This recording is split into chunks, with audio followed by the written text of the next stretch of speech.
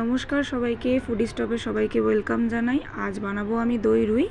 তো প্রথমে বাটিতে টক দই ঢেলে নেব, সামান্য পরিমাণ লঙ্কার গুঁড়ো, একটু জিরের গুঁড়ো, একটু হলুদের গুঁড়ো, সেটিকে ভালো মতো মিক্স করে ফেটিয়ে কিছুক্ষণের জন্য রেখে দেব। দেন আমরা উপকরণে পেঁয়াজ, আদা, রসুন কেটে নিয়ে সেটিকে মিক্সিতে আমরা পেস্ট করে নেব। আপনারা চাইলে দুটো কাঁচা লঙ্কাও অ্যাড করতে পারেন।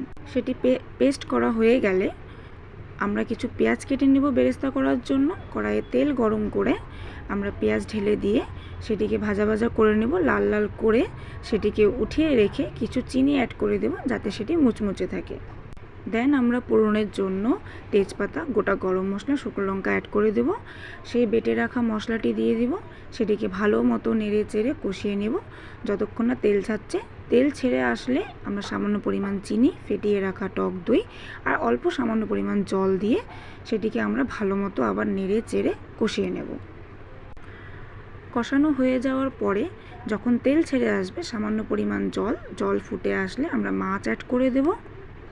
দেন আমরা গরম মশলার গুঁড়ো অ্যাড করে দেব, সামান্য পরিমাণ গোলমরিচের গুঁড়ো অ্যাড করে দেব। দেন আমাদের তৈরি হয়ে গেল দই রুই।